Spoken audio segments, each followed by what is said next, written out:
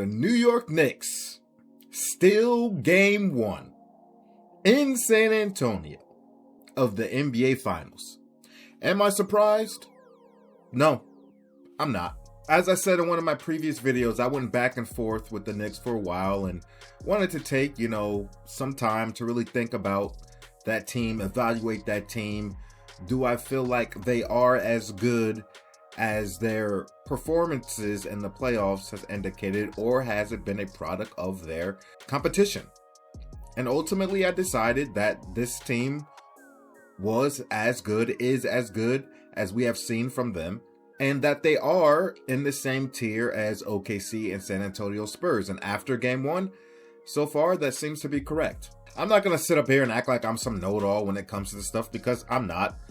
Many of my predictions this postseason have been wrong. I think I've been about 50-50, so there's been a lot of revisions. Initially, I didn't have the Knicks going to the finals. Initially, I didn't have the Spurs going to the finals. I'm going to keep it a buck. A lot of people really weren't giving the Knicks any chance because they felt like their wins in the postseason is just a product of the conference, and I didn't feel that way, especially because of the eye test and how they dispersed of their competition leading up until now. So now that that's out the way, let's talk about the game. I'm going to focus more on Jalen Brunson and Victor Wembanyama. But with that being said, let me say this first. As a Karl Anthony Towns historical hater that I've been, you got to give this guy's props. I said in my last video, he's been playing phenomenal in his new role.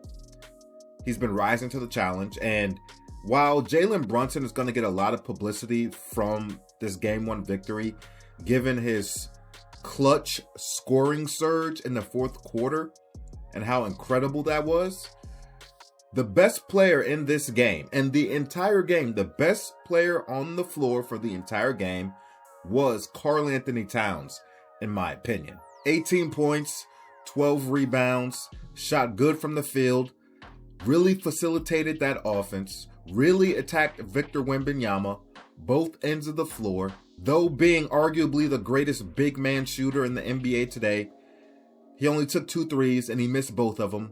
But he didn't make that his priority when it comes to scoring. Good on him. He read the game perfectly and was the catalyst for the New York Knicks surge when they were down by double digits in that game. Karl Anthony Towns brought him back. Jalen Brunson took him home. It was fabulous work. So shout out to Cat.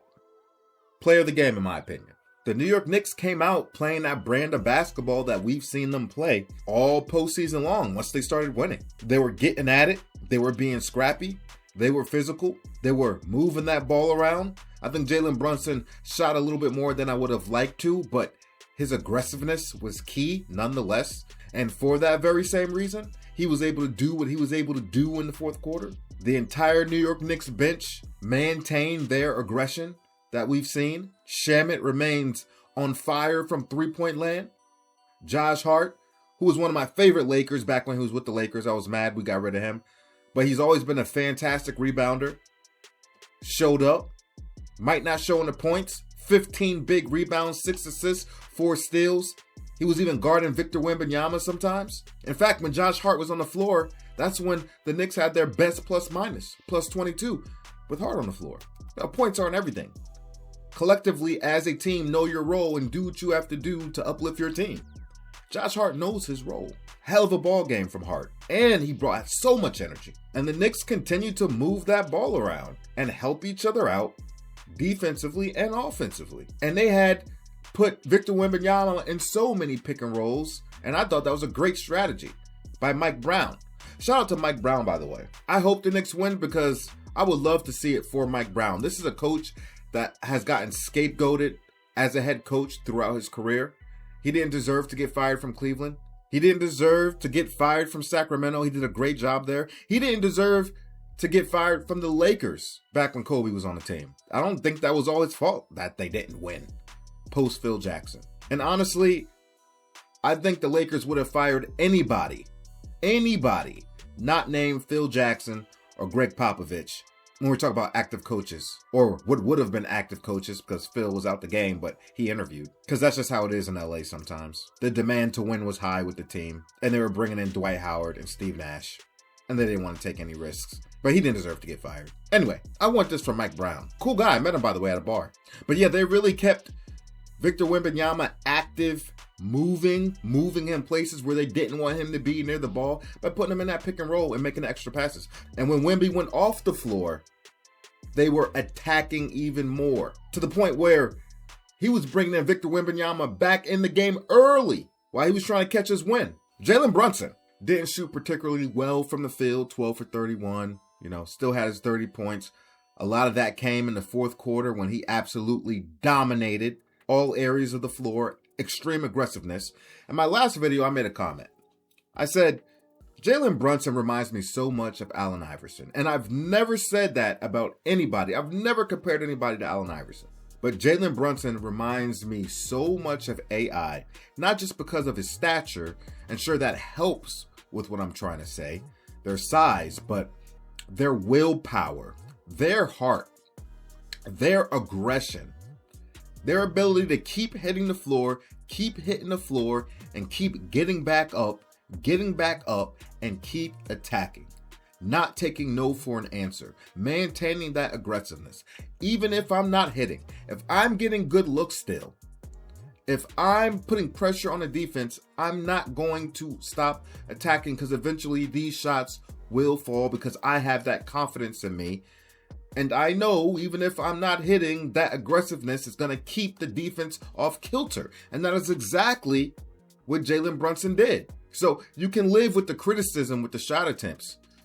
But I'm not one of those people that feel like just because you had a bad shooting game, everything bad came from it. No, I got to watch the game. I got to evaluate it. But when you got an offensive player like Jalen Brunson that stays in attack mode, even if he's not hitting, that still opens up a plethora of opportunities for the team and keeps the defense honest. That is what I truly feel like. That's why when I talk about field goal percentage, or when people talk about field goal percentage, I'm very selective and very selective with my words when I respond or talk to it, because I might tell you your field goal percentage argument might be a little bit overrated. Sure, would we have liked them to shoot better? Absolutely. But good things can still come from that. And Jalen, continuing to be aggressive, allowed him to eventually catch a rhythm, catch a flow at the perfect time, the most opportune time in the fourth quarter and the final minutes when they need every one of those buckets. And especially during clutch time, you might find defenses slipping and start to overreact. And now you got open players, open shooters everywhere, because now Brunson's dialed in. That's how I look at it. But Jalen Brunson's aggressiveness was true to his game, and that's the important part. True to his strengths. Victor Wembanyama, 26 points, 12 rebounds, 6 turnovers, not good. He was handling the ball way too much around the perimeter. If you've been watching me, you know this is one of my problems with Wemby. I don't like him on the perimeter, doing too much.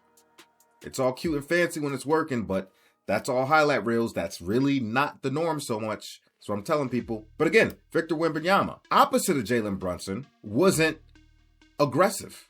He wasn't. He took 21 shots, but a lot of those shots were settling for three-pointers. Again, almost half of Victor Wembanyama's attempts were from three-point land. 9 three-point attempts, 2 for 9, settling for threes. And some of these threes weren't even close. Not even just his threes. Some of his shots weren't even close. I mean, way off. I mean, 2 of his buckets in clutch time hit off the side of the backboard, one of them like top corner side. I'm like, what are you doing? What are you going on? He just looked all over the place and discombobulated offensively. He did. But I like the shot attempts, 21 shot attempts. But again, it's the shot selection, and he wasn't aggressive in playing to his strengths. He wasn't. Again, he's doing what every team would love for Victor Wembanyama to do. Keep shooting open jumpers. Keep handling the ball. Keep coming off those high pick and rolls, those high screens. Keep shooting those fadeaways. It's all cute. It's all great when they're going in.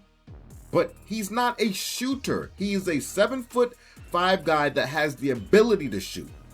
But he's not a shooter. People get fascinated with the ability that he has. Yes, it's amazing what he can do at that size. But should he be doing it when he can be more effective doing other things closer to the basket. And when they fall, it's great. Everybody's loving it. But like I said, that's not every game. Don't let these highlight reels misinform you and cloud your judgment and opinions. And if I'm the Knicks, if Wemby is hitting those shots, hats off. I'm going to keep giving them to you. And if you're not going to put up much resistance, fine by me. We'll play sag off and then rush you at the last minute. But we cannot let you get in the paint and cause havoc. We cannot.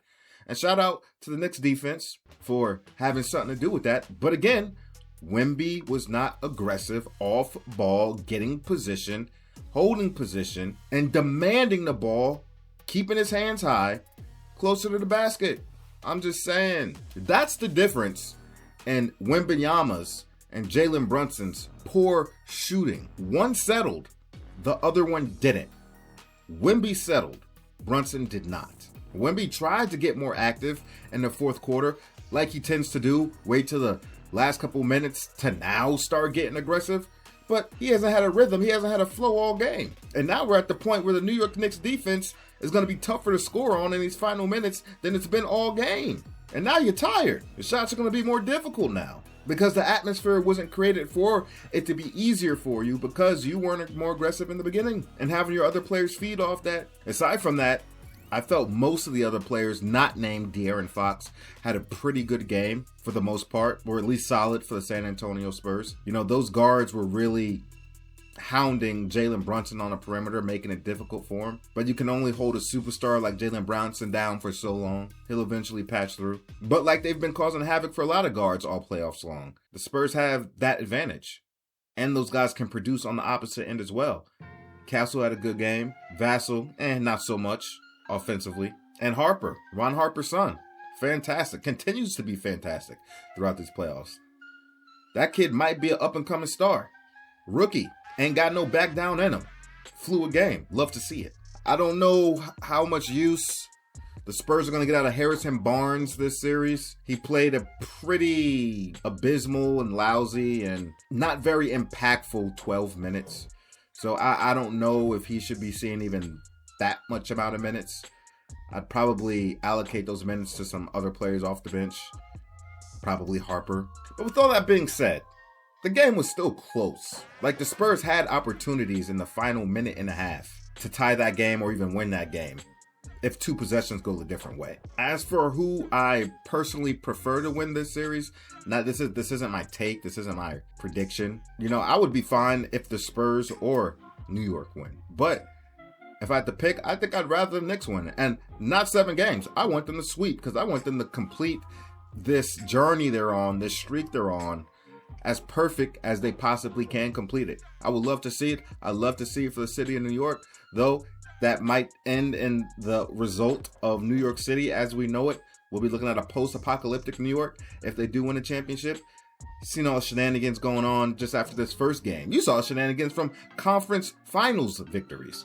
Like, oh my God. But I want it for Knicks fans. I want it for the city of New York. I want it for Jalen Brunson. And as a Karl Anthony Towns hater, I've been happy to see how he has improved as a basketball player, especially with his new role. And I want it for Cat. Can't believe I'm saying that. I want it for Hart. I want it for everybody on those Knicks, man. Anyway, that's all I got to say about it. I appreciate y'all for stepping in. Like, comment, subscribe, hit the bell, stay notified. Catch you on the next one. Yo, baby.